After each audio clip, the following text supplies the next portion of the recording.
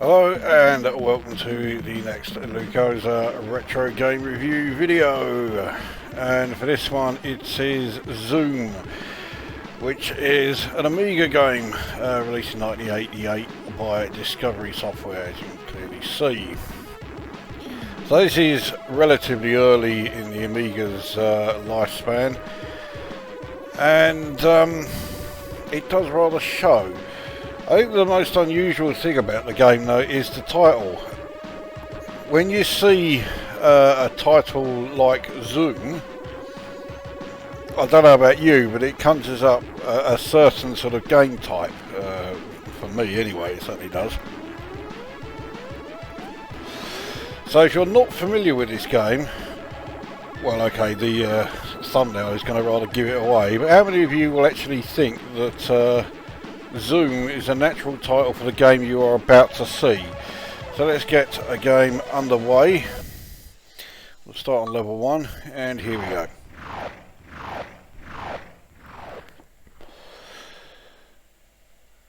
So you are this 3D Pac-Man like clone, and the idea is instead of eating magic pills everywhere, you have to fill in all of the squares by travelling around the outline. Now those things that I just got rid of, I guess you could say they're like the ghosts from Pac-Man, but yeah, they don't actually, result in you losing a life if you touch them. I've got to be honest, I can't actually remember what they do. I think they're there just to be a pain in the arse. I think if they bounce on a line that you've illuminated, they leave behind a spot, and that of course means that the square doesn't get filled in because the line isn't complete, so you have to go back and redo it. So this, the main enemy that you have to avoid, not just on this level but all levels, is this, well, pair of lips. Logic is not this game's strong point. So there are various power-ups that appear. They'll do things like, speed you up, slow enemies down. Some of them are detrimental to you. They'll slow you down or speed the enemies up. And there's one which is really annoying, which as soon as you pick it up you lose a life. The most annoying thing is if you get the question mark, which is going to be something totally random. So I've just frozen the old lips monster there, so I should be able to finish that level. There we go. But yeah, if you pick up the question mark, it will randomly select any of the power-ups available, including the one where you instantly lose a life. So consequently, I don't actually try and go after the question marks.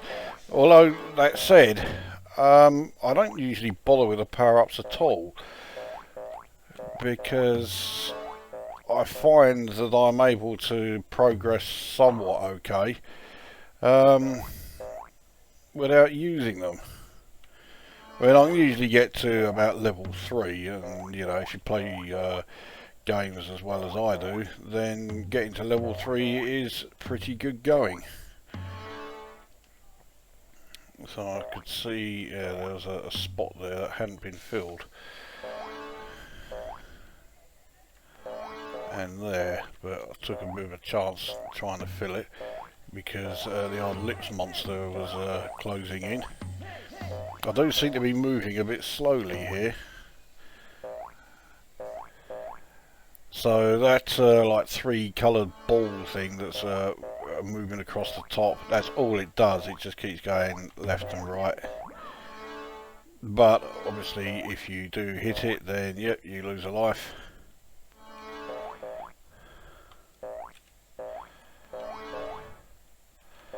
So now I'll try filling in.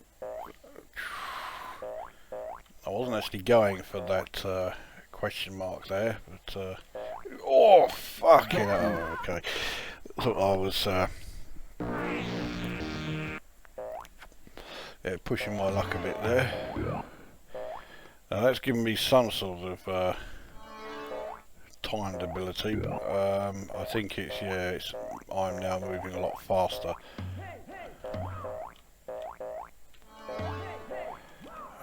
Still can't get this fucker down here.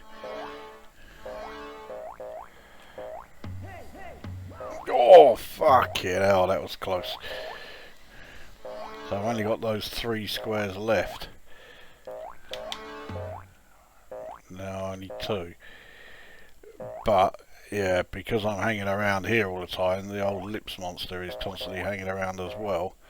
And, yeah, I'm making a bit of a fuck up here. There we go.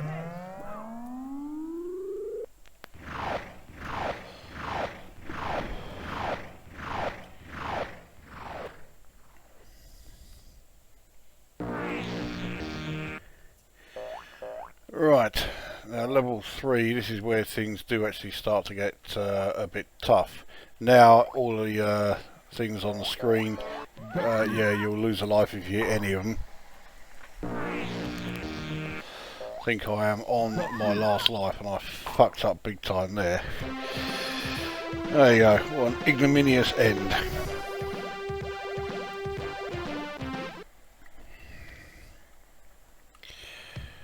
Right, didn't even get on the high score.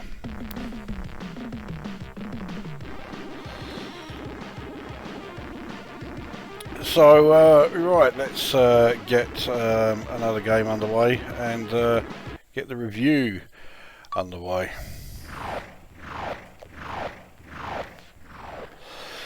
Graphically, I mean, in '88, most people still had, like, you know, Commodore 64s and Spectrums, so they didn't really need to push the boat out as far as graphics goes in order to make it look really, you know, special. It is noticeably, you know, an improvement over Commodore 64 visuals, let alone stuff like, you know, Spectrum and Amstrad and whatever. But it's no great shakes. You certainly can't say that the graphics are really impressive. They're not. But for the time, they are pretty good without being anything remarkable. The same could be said for the audio. The audio is okay, but nothing great. The speech sample, when it says "got you" when you lose a life, I find that more annoying than anything else. It's not particularly good.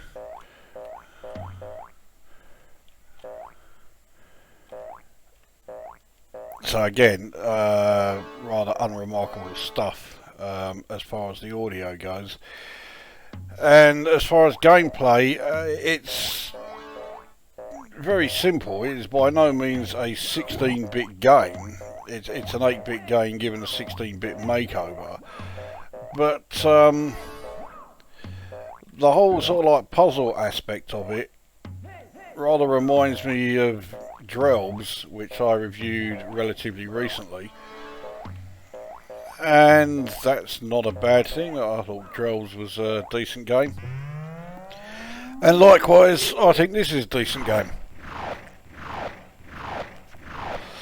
It's not mind-blowing, it's not absolutely, you know, state-of-the-art, it's not fantastic or any of those, you know, superlatives. It's good, but it's good without being remarkable. But there is something about it that keeps me coming back and having another go. So I end up playing this game a lot more than I ever actually planned. Normally I'd just say, right, I'll have, you know, like one quick go. And the next thing I know, I've been playing it for the best part of 3/4 of an hour. So it's got to be doing something right. I did not mean to get that question mark, but okay, I've got it now.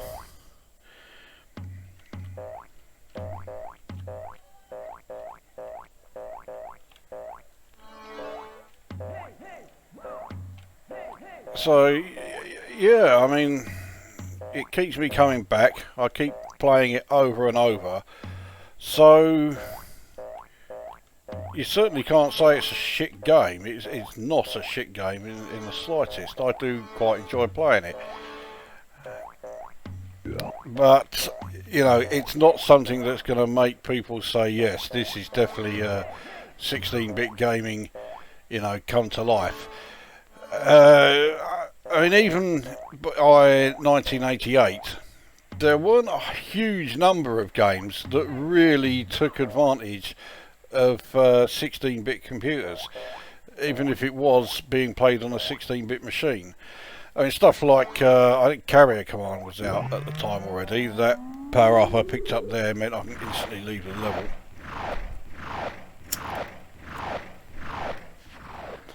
So yeah, around this time we had the likes of, say, Carrier Command and Dungeon Master. So we did have, you know, some great 16-bit games that really showed what you could do with a 16-bit computer. This is certainly not one of them, but it does show that 16-bit games didn't have to be, you know, technological fucking marvels to be enjoyable. I know someone who had this as one of their first, if not the first, Amiga game they owned, and they admit that they are not a fan of the game. They're not keen on it at all. I really can't see why not. I think the game is absolutely fine. Quite handy that I have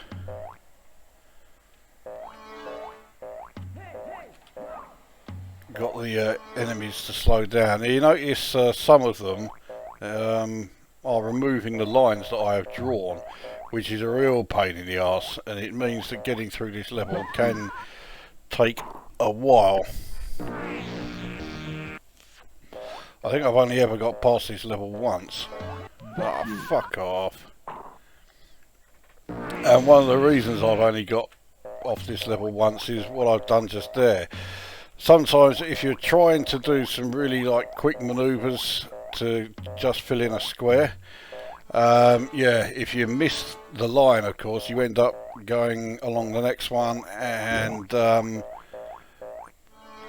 yeah, you'll just bump into something that you're trying to avoid. That's handy. So was that. I didn't even see what that power up was, but it was the one to take me straight off to the next level.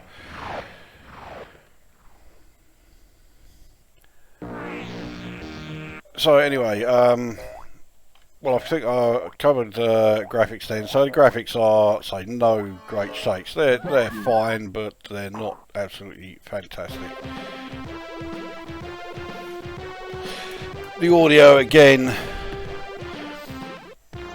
is really not much cop actually. As I now get the message telling me, oh yes, it's using non-standard disc format. Great. Yeah, I mean this music, it's showing that you know, it's not just using chiptune, but when you consider what the old SID chip could do, I think it would have been better if they had just done a chiptune, you know, piece of music for it.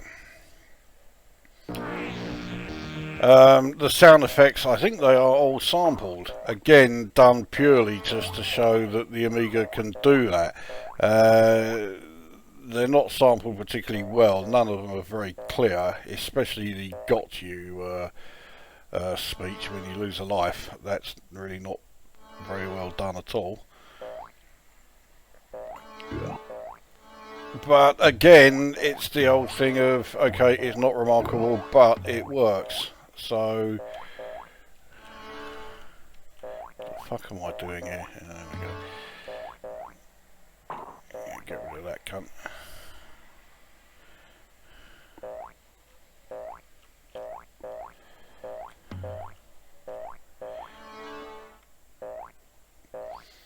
And then gameplay wise, yet again,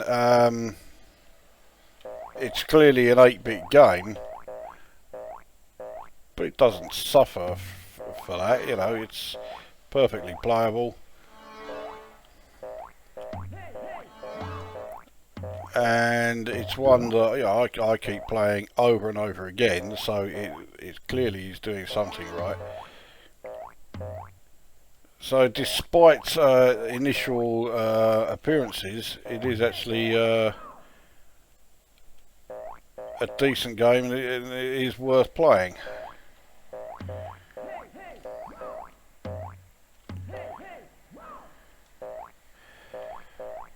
As for how I would rate it, well,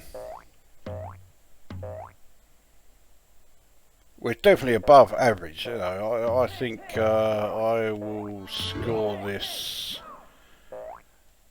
7 out of 10. I think it's perfectly fine. If you are a bit more demanding of 16-bit games, then the chances are this is not going to appeal.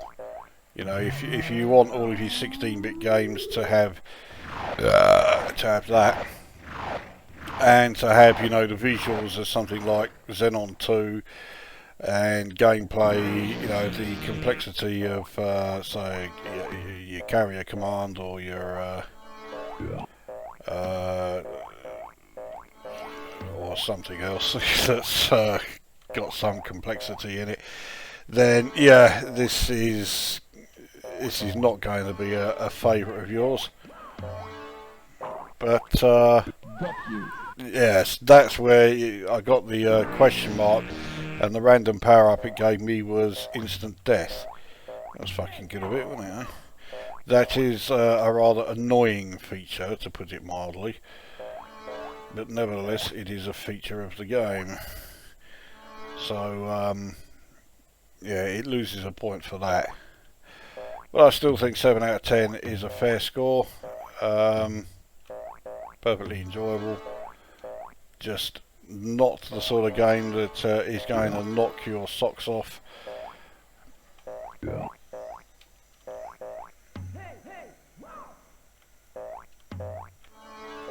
But if you fancy something, well, I say if you fancy something different, let's face it, there's not much different in this. It's not, you know, it's not one of those games where originality is going to rate very highly on it, but it's playable, which is surely, you know, one of the most important things. Like, gets to leave the level unfinished. Get onto the one with the annoying things that rub out the lines that you leave.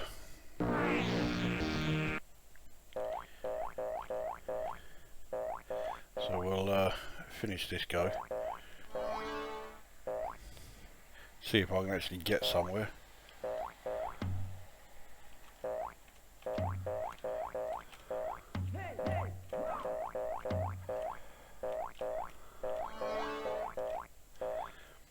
I don't want to leave too many lines like this, so that then those things can come along and rub them out, and I'm going to try and make the square again.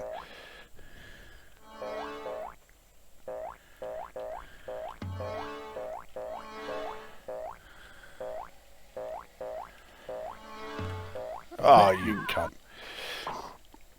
Right, last life.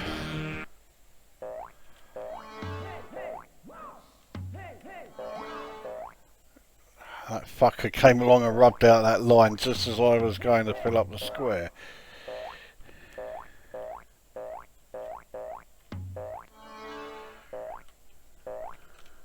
Oh, fucking hell. Oh, and there we go. Fucked it again. Oh, there you go. So that is Zoom then.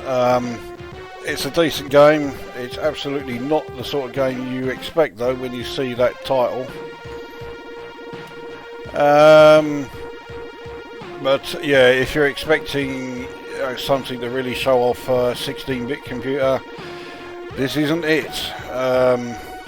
But nevertheless, I think it's decent enough, so I score it 7 out of 10. That brings this review to an end, and we'll see you at the next one.